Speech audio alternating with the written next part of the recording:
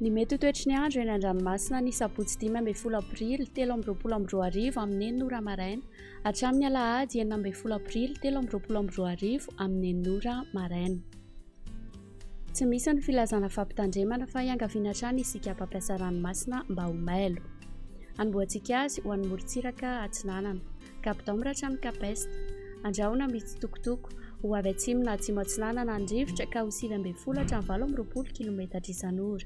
Mety hatratra 7 km isan'ora manakaiky ny Captain. Anonja be noho izany ranomasina, ny havon'ny onja kosa dia 5 hatramin'ny 2 metatra.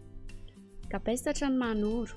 Anorana tandrifin-drahona vitsy ho avy atsimo andrefana ny rivotra ny maraina ka ho 7 hatramin'ny 9 km isan'ora. Ho avy atsimo atsinanana kosa izany ny tolakandro ka ho 7 hatramin'ny 9 km isan'ora. Adiny mpanonja na anonja be ny ranomasina, ny havon'ny onja dia 1 hatramin'ny 1,5 metatra. Manoratra ny Tolaniaro. Anorana tandrifin-drahona ho avy atsimo na atsimo andrefana ny rivotra any avaratry Manakara ka ho 7 km isan'ora. Ho avy avaratra atsinanana any Kafa ka ho 9 hatramin'ny 20 km isan'ora. Mety hatratra 7 km isan'ora manakaiky ny Tolaniaro. Anonja be ny ranomasina, ny havon'ny onja dia 1,4 hatramin'ny 2 metatra fa mety hatratra 2,5 metatra manakaiky ny Tolaniaro. Tolaniaro hatrany Cap Sainte Marie.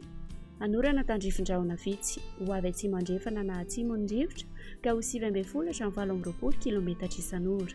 Mety hatratra 7 km isan'ora manakaiky ny Tolaniaro. Anonja be ny ranomasina, ny havon'ny onja dia 1,5 hatramin'ny 2,5 metatra isy alin-drano avy atsimo na atsimo andrefana. Ho an'ny morontsiraka andrefana, Cap Sainte Marie hatrany Cap Saint-Vincent. Andrahona vitsy na ibalika ny masoandro ho avy atsimo na atsimo atsinanana ny rivotra ka ho 9 hatramin'ny 7 km isan'ora. Mety hatratra 7 km isan'ora manakaiky ny Morombe. Anonja be noho izany ranomasina, ny havon'ny onja kosa dia 1,5 hatramin'ny 2,5 metatra ary isy alin-drano avy atsimo andrefana. Cap Saint-Vincent hatrany Cap Saint-André. Anorana tandrifin-drahona mety arahi-kotroka ho avy atsimo na atsimo andrefana ny rivotra ka ho 9 hatramin'ny 20 km isan'ora. Mety hatratra 7 km isan'ora any atsimo Morondava. Adiny mpanonja na anonja be ny ranomasina, ny havon'ny onja dia 1 hatramin'ny 1,5 metatra. Cap Saint-André hatrany Analalava.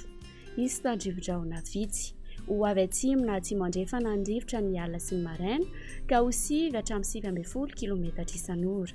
Ho avy avaratra kosa amin'ny ankapobeny ny tolakandro ka ho 7 hatramin'ny 9 km isan'ora. Ho tony na adiny mpanonja ny ranomasina, ny havon'ny onja dia latsaky ny 1 metatra.